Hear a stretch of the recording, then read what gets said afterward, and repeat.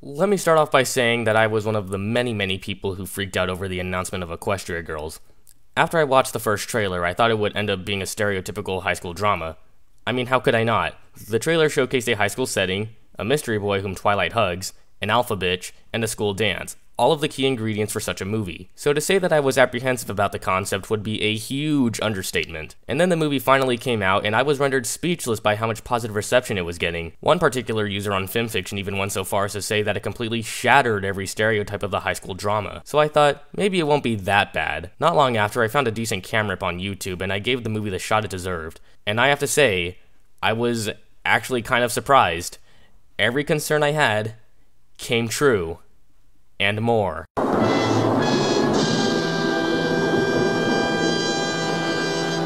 pretty bad. Let's start with the concept. The main six, sorta, are in high school. Yup, we went from facing fantasy creatures, saving kingdoms, and controlling the weather to high school. But to say that that alone is what makes the movie suck would be really unfair. I mean, why should this reason hog all the credit? Let's take a look at the movie as a whole. The movie begins with the main cast in the Crystal Empire. Again, why the Crystal Empire? Personally, I would expect a grand meeting of royalty to take place in the capital, Canterlot, but that's really just a nitpick. It's implied that this takes place not too long after the Season 3 finale, since this is Twilight's first Princess Summit and she hasn't grown accustomed to her wings. This, of course, retcons the fact that she was able to fly in the finale. In the palace, Twilight bumps into a guard who isn't crystallized for some reason, I'll get to that disaster later, and everyone goes off to bed. After Twilight manages to suppress her wing boners and get to sleep, we get a pretty cool remix of the show's main theme. This is one of the very few good aspects of the movie, which is pretty pathetic since it's entirely irrelevant. Now the movie begins proper by introducing us to a cloaked figure who steals Twilight's crown. She's not very stealthy though, as she knocks over a lamp and trips over Spike's tail, after which she literally just stands there for Twilight to spot her. She must be channeling her inner dark side Phil. Twilight chases her and tackles her to the floor, causing her metal crown to bounce around the room and into a mysterious mirror, and the perpetrator goes in after it. For some reason, everyone waits until morning to discuss what happened. Princess Celestia reveals that the perpetrator is Sunset Shimmer, a former student of hers who didn't get what she wanted, I assume power, and left for the human world to pursue her own path. And then we have the mirror. Who made this mirror? Why does it exist? I don't know, and I get a feeling the writers have no idea either. What we do find out is that it opens up once every 30 moons, which is more than 2 years for those wondering. According to Luna, it was kept in the throne room of Canterlot Castle until they sent it to Cadence to watch over it. In other words, yeah, we might as well have just set this movie in Canterlot, but fuck it, we're going to the Crystal Empire instead. And another thing, the movie already makes no sense. Think about it, the portal opens up every 2 years and then some, right? And we can establish that this is set not long after Season 3 because... So there's no way that Sunset Shimmer could have possibly checked in on Equestria to find out that Twilight is a princess. And there is no way that Sunset Shimmer could have just happened to know that Twilight was in the Crystal Empire where the mirror was, and in a place that Sunset Shimmer has never even been. Anyway, Twilight walks through the portal, Spike chasing after her, and she wakes up to discover her new body. Her initial reaction to this scenario is a fairly accurate representation to the trailer for this movie. Joking aside, I would like to make special mention of something. Spike is a dog. Spike, who performs tasks in Equestria just like anyone else can except for that one episode, and played a part in saving the Crystal Empire, has been relegated to the status of a dog. It's almost as if the writers didn't think he took enough crap in Season 3. Just think about what this implies about his relationship with Twilight. Guys, when the fans call Spike Twilight's pet, they don't mean that literally. They are joking. No one actually thinks that. Anyway, Twilight takes a moment to examine her body more fully. What does the rest of me look like? Like something designed for the sole purpose of selling toys. After which, she clops her way over to the school, in which she gets caught in a crowd and, wait for it, sings a song about the strange new world, which is literally what the song is called, and I find the song completely forgettable. To me, it sounds like something you'd hear in a low-end Disney movie. After the song, Twilight happens upon Sunset Shimmer picking on Fluttershy, questioning her about the crown's whereabouts. This scene establishes two things. One, Sunset Shimmer is that same alpha bitch from every high school drama with the female protagonist, making her the first of the movie's many cliches. And two, that Sunset Shimmer is plain incompetent. She already stole the crown once, so why doesn't she just steal the crown again? What's that? She wouldn't know where it is. Hello, she shouldn't have known that Twilight is a princess anyway, or that she just happened to be in the Crystal Empire. Hell, she should have had no knowledge of the Empire in the first place, so what's stopping her? Anyway, Twilight defends Fluttershy, and Sunset walks away, and Twilight introduces herself. Christ, it must suck to be you. Fluttershy explains that she gave the crown to Principal Celestia, a pun that I'm sure everyone saw coming a mile away. We also see that the animals of this world are exactly the same as those of Equestria. So, pony equals human, dragon equals dog, and anything else... Twilight goes to Celestia's office, and Celestia introduces us to cliché number 2, the school dance, which is called the Fall Formal. At this event, the most popular girl in school is given a crown. What, you were expecting more? Dude, it's a high school drama. As Twilight leaves to sign up, Spike drops this line. Why didn't you just tell her the crown was yours and ask for it back? To which Twilight replies, I was going to. But imagine if one of them showed up in Equestria saying they came from a place filled with tall, fleshy, two-legged creatures with these. We'd think they were crazy. Dude, you have a talking dog. There is a portal just outside the school. I think that's enough proof to show that you're not from here. Oh, but that's right, this is a movie, so we have to make it fill to 75 minutes, so fuck logic. You make a good point. Oh, and we get cliché number 3. I'll have to become Princess of the Canterlot High Fall Formal. We're introduced to the Pinkie Pie of this universe, and she establishes that she isn't friends with Fluttershy. More on that later. Twilight signs up, and we're introduced to Applejack. Okay, here's a more personal issue I have with the movie, the designs. Every girl so far has worn either a skirt or a dress. I'll give the movie a very reluctant pass on them, but Applejack? The farm girl. Really? Did they seriously think this was character appropriate? Big Mac, on the other hand, is pretty much what I would expect from a humanization, although it is odd that he's not straight up red. Anyway, Applejack establishes that she too holds disdain for someone, that someone being Rainbow Dash. More on that later. Twilight decides to leave when things get awkward, just in time for Sunset to bust in with her 2 cronies, Snips and Snails. Yep, Sunset Shimmer chose 2 of the most incompetent people possible as her cronies. Wait a second. 2 bullies who are idiots, 1 fat, 1 skinny, in high school. Could it be? Nah, that would be too clever. Getting back on topic, Twilight wanders into a conveniently ominous hallway so that Sunset Shimmer can intimidate her. She asks this question. What happens when you bring an element of harmony into an alternate world? This question is kinda answered in the end, but like a lot of this movie, it's never really explained. Sunset Shimmer seems to know exactly what happens, but I must ask, how? She wasn't around for any events involving the elements of harmony, and I'm pretty sure she's never brought one into an alternate world until now. This is just another thing that the movie completely ignores. But that's not the real focus of her boast. The main point is cliché number 4, that Twilight doesn't know how to fit in.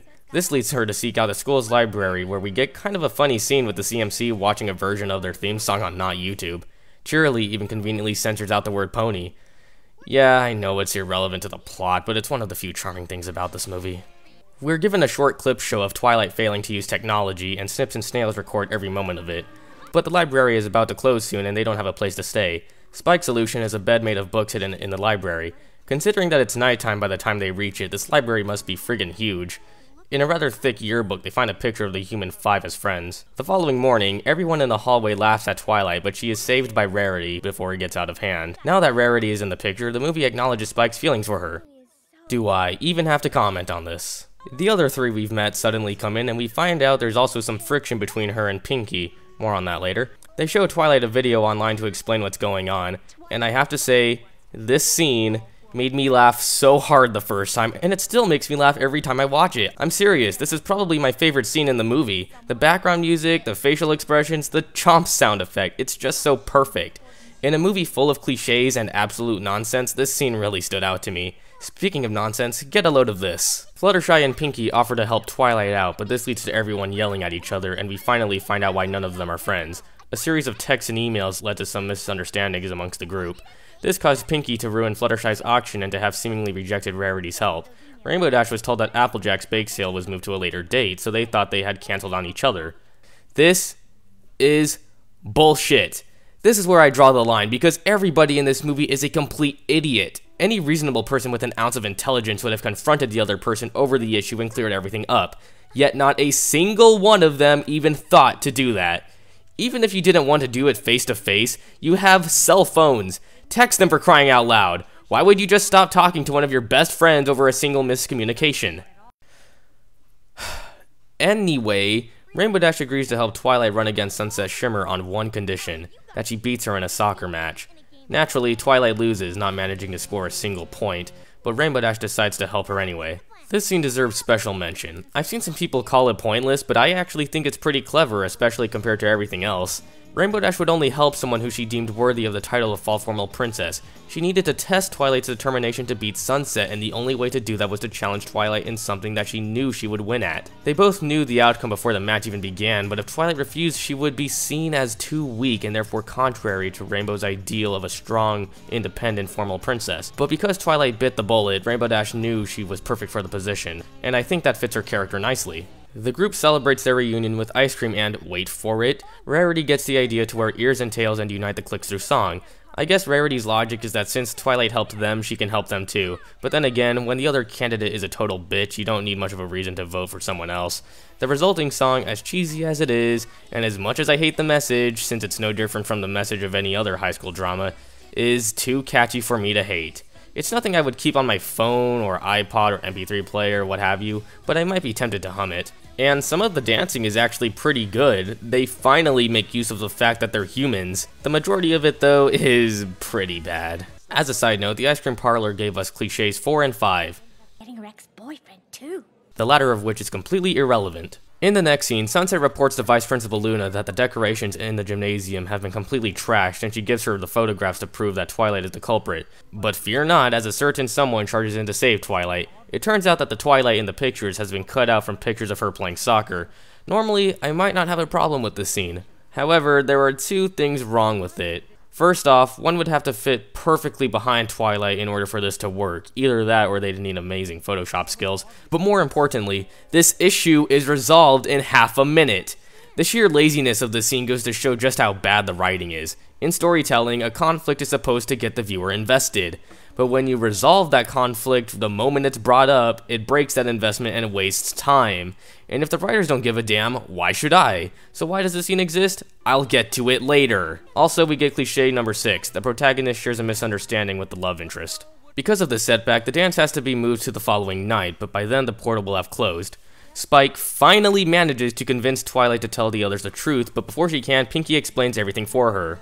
You're from an alternate world and you're a pony princess there, and the crown actually has a magical... Even by Pinkie standards, this feels like such an ass pull. But see, was that so hard? Would it not have made sense to just do that from the start? Now that they all know the urgency of the situation, they follow Twilight to the gymnasium, and we get another song as everyone pitches in to help clean up. I don't care for this song, and also, I'll get to it! Now that the dance is back on for tonight, they need to get dressed. Cue the lame pop montage, and we have a potential toy line. And if you think these look bad, you ain't seen nothing yet. So they go to the dance, and hold your horses, Twilight is announced as Fall Formal Princess. As she accepts her crown, Spike is kidnapped. The human 6 chase Snips and Snails outside to find Sunset Shimmer holding a sledgehammer. And get this, she lets Spike go, and threatens to destroy the portal with the sledgehammer. What?! You went full retard, man.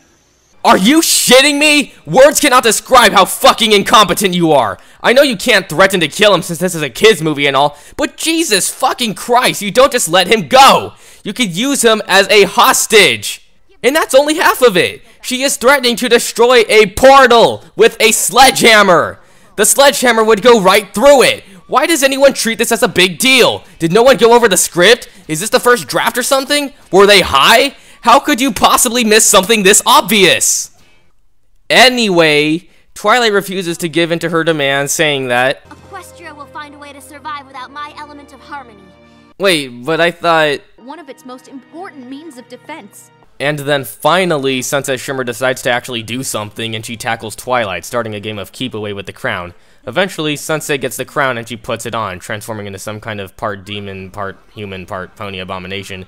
She proceeds to turn Snips and Snails into demons and everyone else into mindless zombies who she claims she'll use to conquer Equestria. She also confesses that she was bluffing about destroying the portal. You couldn't have destroyed it anyway! No one should have bought that! She decides to deal with Twilight, but the others protect her. Somehow.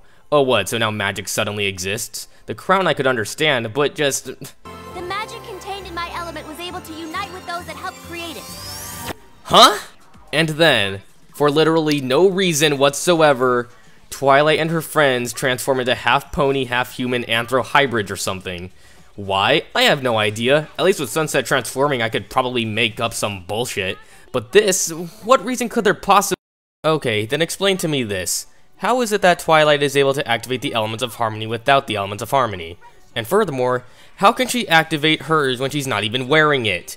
No one could possibly put into words how much of an asspull this is. You know the drill. Taste the rainbow, motherfucker! Twilight hammers in another friendship speech, and Sunset Shimmer sets a record for the quickest conversion to good in the show. I strangely don't have much of an issue with this. Perhaps my standards by this point are just too low for me to care. Soon, very soon, we get some fan service, Twilight says her goodbyes, we get a lame joke about hands. I left her in good hands. What are hands? On the other hand, handful. Hands. And I'm getting there, and we get one more ass pull, and yes, it's over! It's finally over! My god, was this bad. I was hoping that when I watched it the first time, I was just exaggerating my hatred, but no. I watched this movie very slowly a second time, paying close attention to everything in order to make this review, and I actually hate it even more. Like I've said before, this movie somehow managed to fit every single stereotype I was worried it would have into itself. What I didn't realize was just how badly it could be written. Too many things are either explained too little or not at all. Everyone is an absolute moron. The villain is unbelievably incompetent and no different from that same shallow bitch in every high school drama. Conflicts are brought up and resolved immediately. The movie is incredibly predictable and cliche. The writers pull things out of their ass like it's nothing. The movie has none of the charm of the show, and to top it all off, the movie actually has to jerk you off to hold your interest.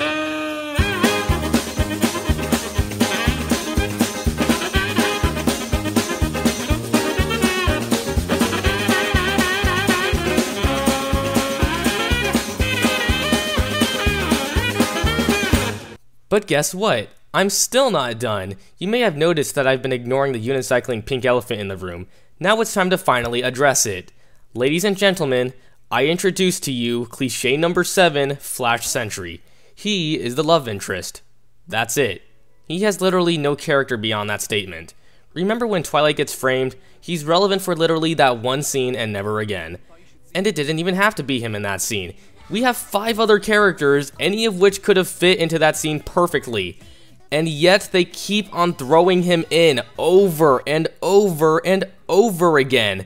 The majority of the interaction between them consists of Twilight bumping into him and making googly eyes. They don't even talk about anything of substance. It's not cute, it's just distracting. So yeah, I don't like him. But it's not because Twilight's my waifu or anything like that.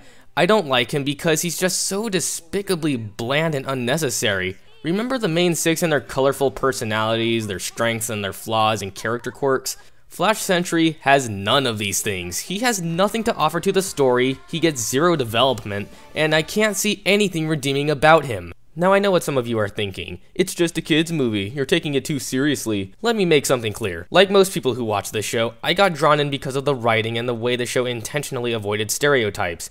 This movie does neither of those things. It adheres to every cliche imaginable, and the writing is just plain lazy.